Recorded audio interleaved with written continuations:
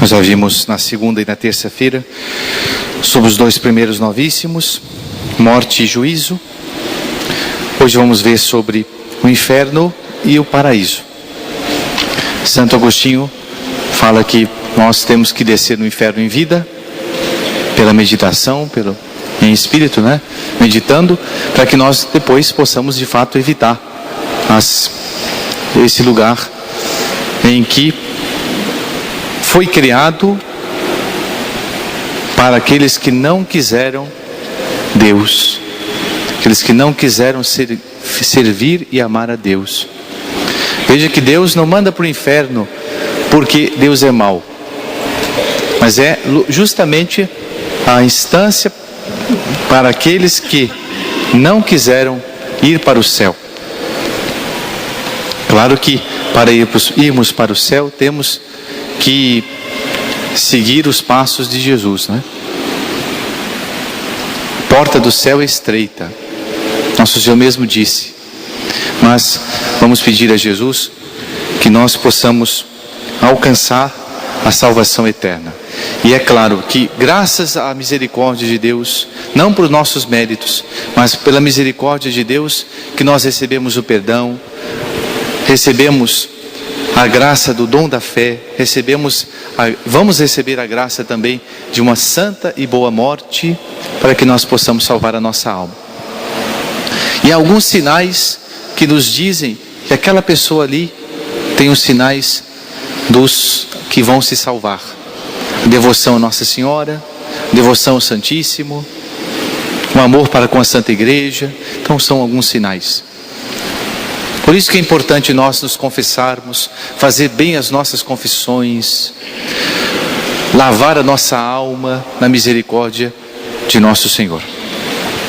Mas vamos meditar agora um pouquinho sobre aquilo que nós não gostamos muito de pensar. Bom, não gostamos muito de pensar, nós vimos na morte, o juízo também nos causa um pouquinho de medo, e o inferno então, mais ainda. Mas vamos meditar um pouquinho.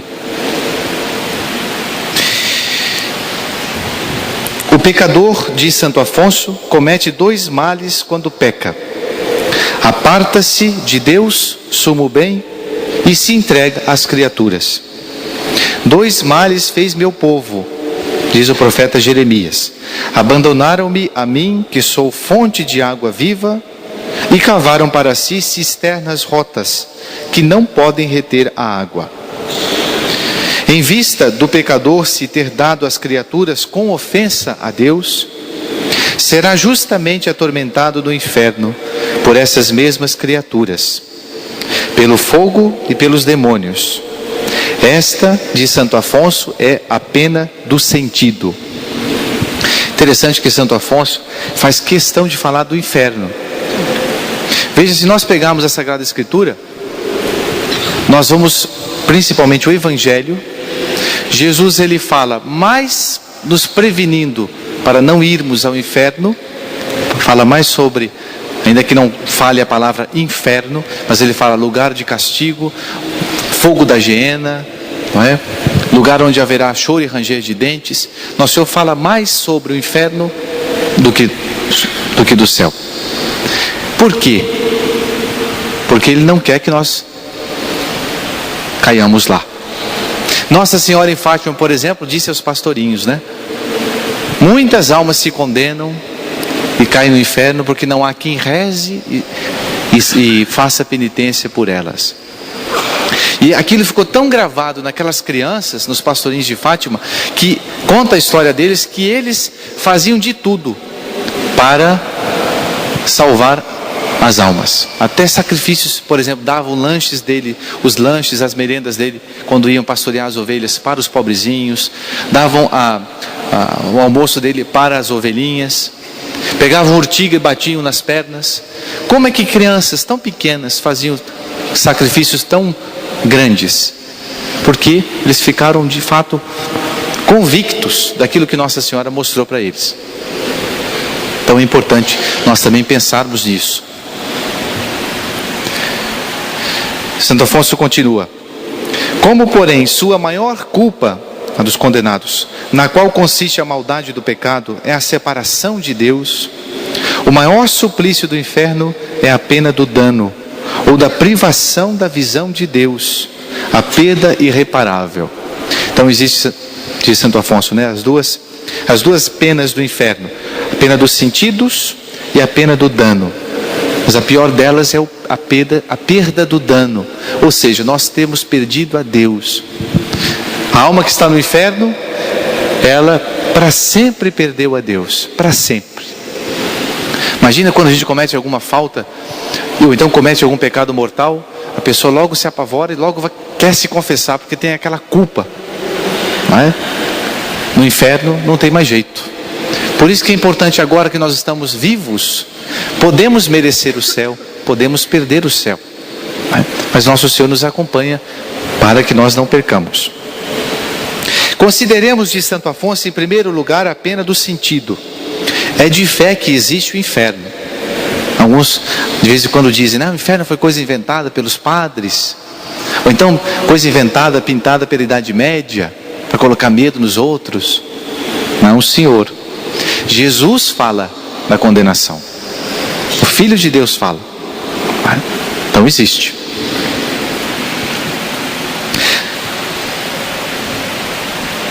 Que é, pois, o inferno, diz Santo Afonso? Ele responde com o evangelista São Lucas: é um lugar de tormentos, como o chamou o mal rico, lugar de tormentos onde todos os sentidos e todas as faculdades do condenado hão de ter o castigo próprio, e onde o sentido que mais tiver sido servido, melhor dizendo, para ofender a Deus, mais acentuadamente será atormentado.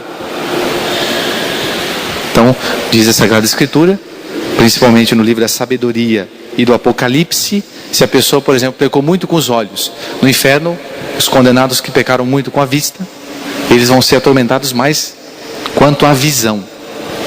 Claro que no inferno não é como aqui na terra, não é? As almas, por exemplo, que estão no inferno, não há coisa material no inferno. Portanto, o modo como se fala sobre o inferno é para que nós entendamos também o que seja a separação para sempre de Deus, que é uma coisa terrível. Diz os santos: o fogo que aqui na terra ilumina não será luminoso no inferno. Explica São Basílio que o Senhor separará do fogo a luz, de modo que estas chamas arderão sem iluminar. O que Santo Alberto Magno exprime mais brevemente nesses termos: separará do calor o resplendor.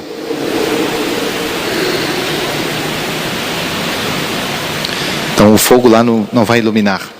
Haverá ali apenas a claridade precisa para aumentar os tormentos. O olfato padecerá o seu tormento próprio.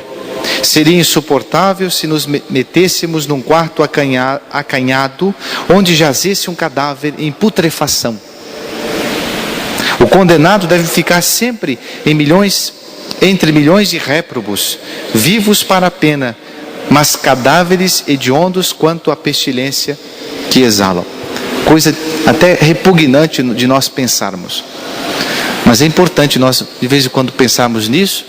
Santo Afonso, nas suas missões, ele pregava sobre o inferno, Santo Inácio também, e como isso faz bem à nossa alma, para que nós não caiamos lá, claro. Mas nós não vamos parar no inferno, vamos para o céu também depois. Mas por enquanto, meditemos.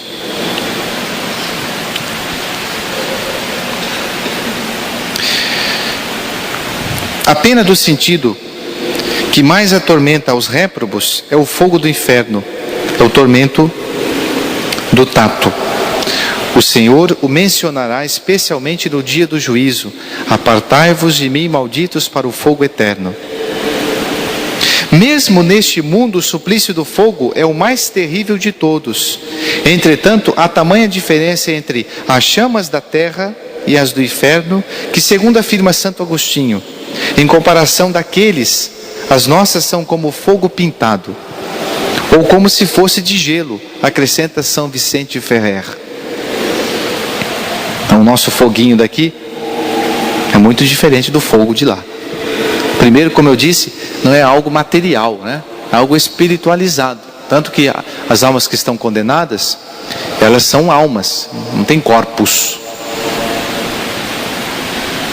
Mas é uma condenação, é um castigo.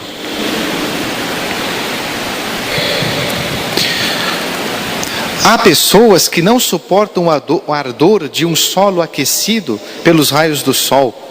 Nós aqui em Bom Jesus, né? Calor. Quanto reclamamos do calor. Pessoas que não suportam, que não sofrem estar junto a um braseiro, que não resistem à chama de uma lâmpada, e contudo não temem este fogo devorador, como lhe diz Isaías.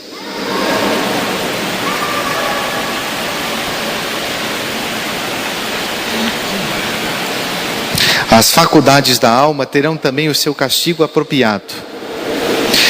O tormento da memória será a viva recordação do tempo que em vida teve o condenado para salvar-se e que empregou em perder-se, e das graças que Deus lhe concedeu e que foram desprezadas.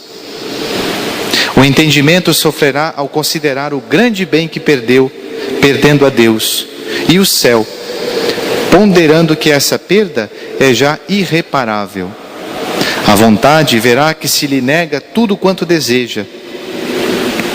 O desventurado condenado nunca obterá nada do que quer, e sempre terá aquilo que mais o aborrece, isto é, os males sem fim.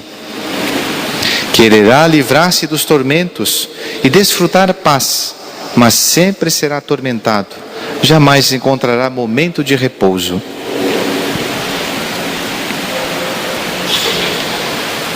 Todas estas penas referidas nada são em comparação com a pena do dano, a perda de Deus.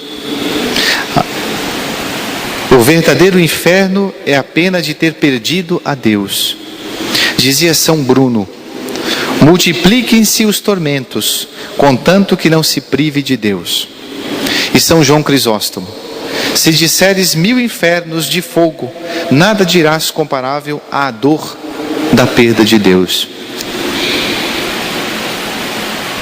Santo Agostinho acrescenta que se os condenados se alegrassem da visão de Deus, não teriam tormento algum, e o próprio inferno se converteria em paraíso. Olha que frase de Santo Agostinho. Santo Agostinho, para dizer o que é a perda de Deus, ele diz assim: se no inferno houvesse todos aqueles tormentos, mas eles vissem, se eles pudessem se gozar, se alegrar de Deus, o inferno não seria inferno. Claro, por que existe o inferno? Porque lá as pessoas se afastaram de Deus definitivamente, né? Quiseram isso. Veja, não é que Deus quis, são as pessoas que quiseram. Deus respeita a liberdade, né? Eu tinha um sacerdote, meu diretor espiritual, que é parente de São Pio X, ele dizia: a pessoa quando se condena, ou a pessoa quando escolhe o mal, Deus respeita. Porque a nossa alma é como aquela comparação, né? Uma casa que tem o trinco só pelo lado de dentro, igual essas portas da igreja aí. Do lado de fora não tem como entrar, só quem está dentro é que abre. Mesma coisa a gente. Então Deus respeita a decisão da pessoa que quis se condenar. Ninguém vai para o inferno de repente assim, de olhos, quando vê está no inferno. Não, ela foi porque ela quis, porque ela não quis aproveitar da misericórdia de Deus. Deus deu um tempo para ela e ela rejeitou. Por isso que é importante nós não prolongarmos a nossa conversão, aproveitarmos para fazer boa e santa confissão durante a nossa vida. O sujeito pensa assim: mas eu sou tão novo, eu vou curtir a vida. Enquanto eu tiver lá os meus 60, 70 anos, igual aquelas velhinhas do apostolado da oração, aí eu vou pensar em ir para a missa. Aí eu vou pensar em rezar, pegar meu terço. Não. Por quê? Porque tem um santo que eu não me lembro, ele diz assim: É mais fácil a ressurreição de um morto do que a pessoa que prolongou a sua conversão até o último momento para aproveitar a vida e se converter. Não abusemos da misericórdia de Deus. Se nós caímos, levantemos. Nós não podemos ficar prostrados no pecado. Por isso que é importante, caiu, levanta. Geralmente a gente dá esse conselho para as pessoas que se confessam na Semana Santa. Se a gente, por exemplo, uma pessoa que não tem um hábito de se confessar sempre, a pessoa tem dificuldade de se confessar e de se manter em pé na graça de Deus, confesse-se sempre, não tenha medo de Deus. Deus é misericordioso, aproveitemos a misericórdia de Deus. Isso é importante.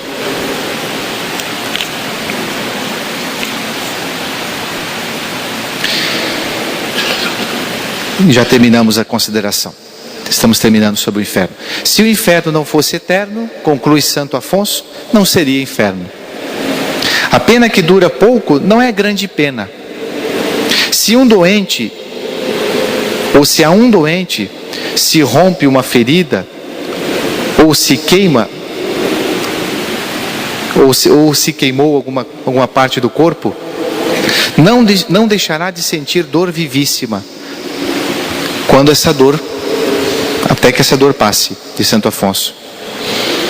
Mas se aquele suplício é para sempre, que terrível.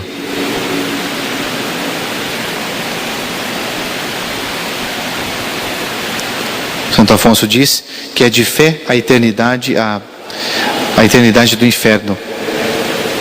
Não é simples opinião. Houve quem disse, né? Não, depois Deus é tão bondoso que Deus no final das contas vai mandar todo mundo para o céu. Seria tão bom se fosse assim, né? Não, Deus é justo. E Deus respeita, volta a falar, aquelas pessoas que não quiseram ir para o céu. Deus respeita.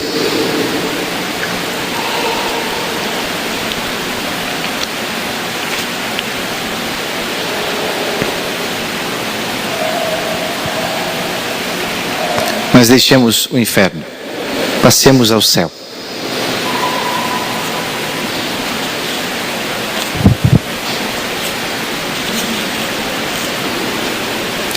A vossa tristeza há de converter-se em alegria. Procuremos, diz Santo Afonso, sofrer com paciência as aflições da vida presente, oferecendo-as a Deus, em união com as dores que Jesus sofreu por nosso amor. Esses trabalhos que passamos, penas, angústias, perseguições, temores, hão de acabar um dia, se nos salvarmos. Serão para nós motivo de alegria inefável no reino dos bem-aventurados. É o próprio Senhor que nos anima e consola. Vossa tristeza há de converter-se em alegria. Meditemos, portanto, sobre a felicidade do céu. Mas que diremos desta felicidade, quando nem os santos mais inspirados de Santo Afonso souberam dar uma ideia acertada das delícias que Deus reserva aos que o amam? O rei Davi apenas soube dizer que a glória é o bem infinitamente desejável. E São Paulo, Santo Afonso faz uma colocação, diz assim: e tu, insigne São Paulo, que tivestes a dita de ser arrebatado ao céu, dize-nos alguma coisa, ao menos do que viste ali. Não, responde São Paulo, o que vi não é possível exprimir. Tão sublimes são as delícias da glória, que não pode compreendê-las quem não as desfruta.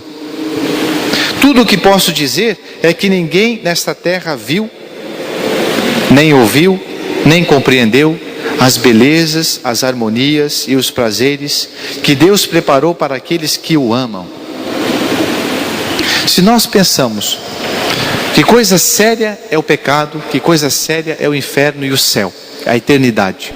Te olha, por exemplo, para Jesus, todo flagelado, todo machucado, do alto da cabeça à planta dos seus pés. Nós vemos aqui o quanto vale o céu. Nós vemos aqui que nada vale o pecado. Que coisa terrível o inferno em Jesus. Jesus sofreu tanto assim porque a coisa é muito séria. E que vale a pena nós aproveitarmos aquilo que nosso Senhor sofreu por nós, para alcançarmos o céu. Nós somos criados para o céu.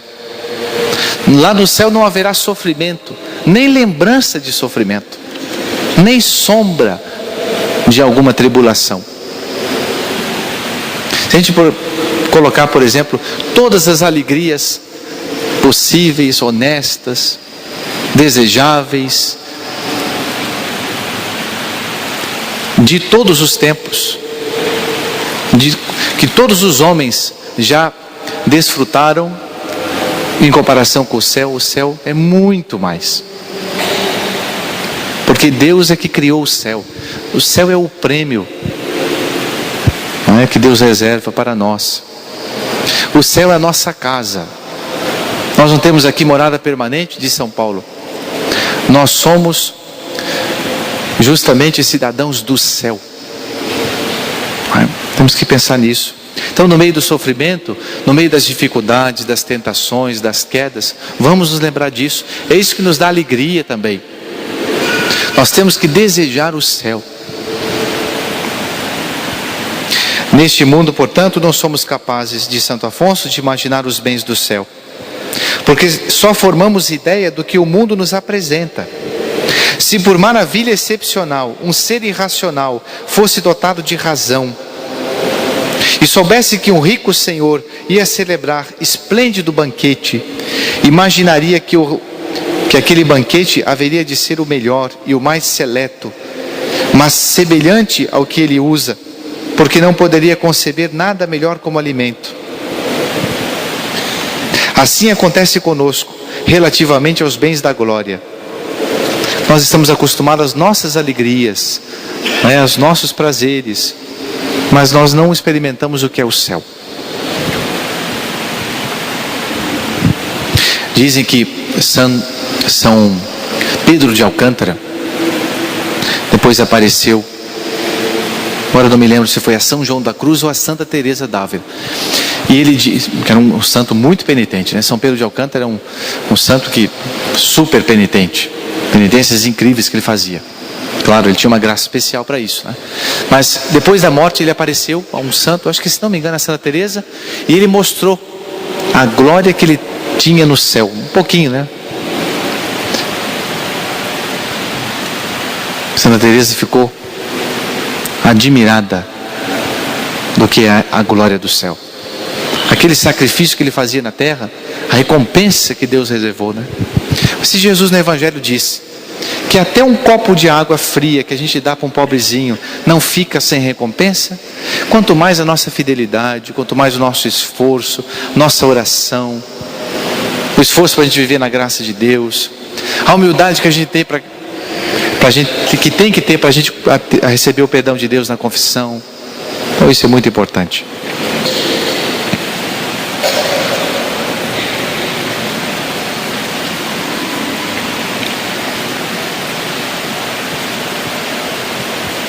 Que dirá a alma quando entrar naquela mansão feliz?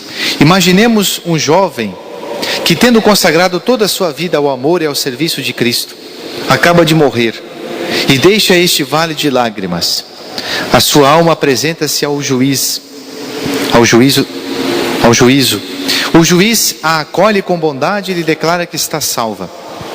O anjo da guarda a acompanha e felicita, e ela lhe mostra sua gratidão pela assistência que recebeu dele. Vem, pois, alma querida, diz-lhe o anjo, regozija-te, porque estás salva. Vem contemplar a face do Senhor. E a alma se eleva, transpõe as nuvens, passa além das estrelas e entra no céu. Meu Deus, que sentirá a alma ao penetrar pela primeira vez naquele reino de bem-aventuranças e vir aquela cidade de Deus, insuperável em formosura. Os anjos e os santos a recebem alegres, lhe dão as boas-vindas. Ali encontrará sob indizível júbilo os seus santos padroeiros, os parentes e amigos que o precederam na vida eterna. A alma quererá prostrar-se diante deles, mas estes a impedirão, recordando-lhe que são também servos do Senhor. Levá-la-ão depois a beijar aos pés da Santíssima Virgem, Rainha dos céus. A alma sentirá imenso amor, ternura, de ver pela primeira vez o rosto de Nossa Senhora no céu.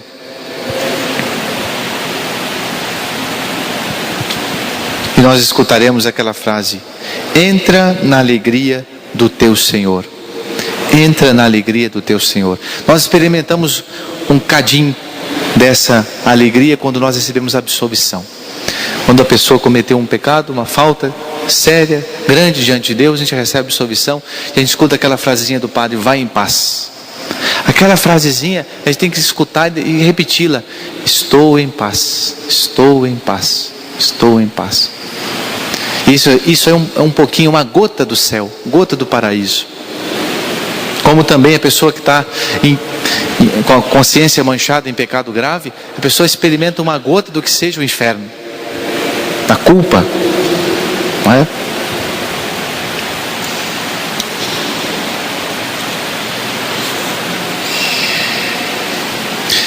E terminando, a felicidade de amar a Deus e vê-lo face a face, não podemos compreender cabalmente neste mundo.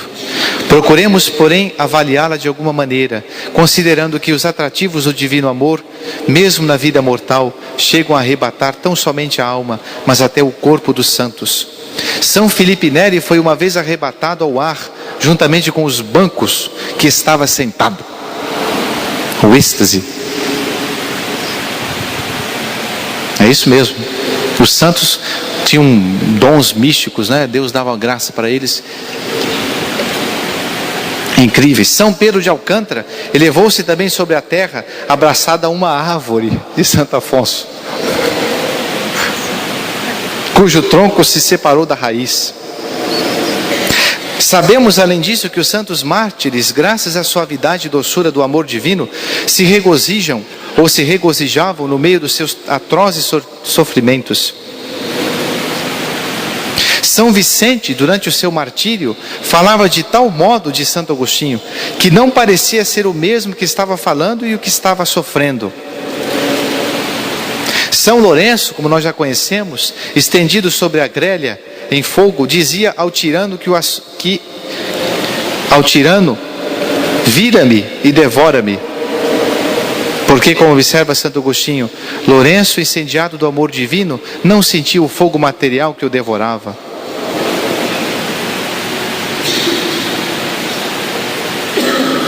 Além disso, com suave doçura encontra o pecador ao chorar as suas culpas.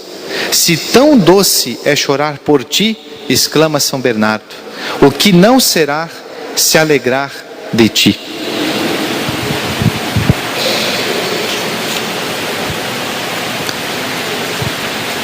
Terminemos com as orações de Santo Afonso. Eu rezo e no nosso coração nós vamos repetindo essa oração. Vamos ficar de joelhos?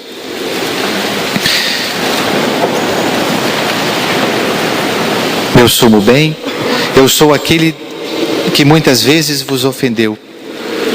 Não mereço ver-vos nem amar-vos, mas vós, Senhor, sois aquele que, compadecendo-vos de mim, não tivestes compaixão de vós mesmos e vos condenastes à morte dolorosa do madeiro infamante e afrontoso. Espero que por vossa morte terei algum dia a dita de ver-vos e de gozar de vossa presença, amando-vos com todo o meu ser. Agora que estou ainda em risco de vos perder para sempre, tendo-vos já perdido por meus pecados, que farei no resto da minha vida? Continuarei a ofender-vos? Não, meu Jesus, detesto as ofensas que vos fiz. Pesa-me de vos ter ofendido e vos amo de todo o meu coração. Repelireis uma alma que se arrepende e vos ama? Não. Bem sei que dissestes, amantíssimo Redentor, que não sabeis repelir aqueles que arrependidos recorrem a vós. Renuncio a tudo, meu Jesus, entrego-me a vós, abraço-vos e vos aperto ao coração. Abraçai-me e apertai-me também ao vosso coração sacratíssimo. Ouso falar-vos assim, porque falo e trato com a bondade infinita, com um Deus que morreu por meu amor. Meu caríssimo Redentor, dai-me a perseverança no vosso santo amor. Santíssima Virgem Maria, nossa Mãe, alcançai-me a graça da perseverança em atenção ao grande amor que tendes a Cristo Jesus. Assim o espero e assim seja. Rezemos uma Ave Maria, pedindo a Nossa Senhora a salvação. Ave Maria, cheia de graça, o Senhor é convosco. Bendita sois vós entre as mulheres, e bendito é o fruto do vosso ventre, Jesus. Santa Maria, Mãe de Deus, rogai por nós, pecadores, agora e na hora de nossa morte. Amém.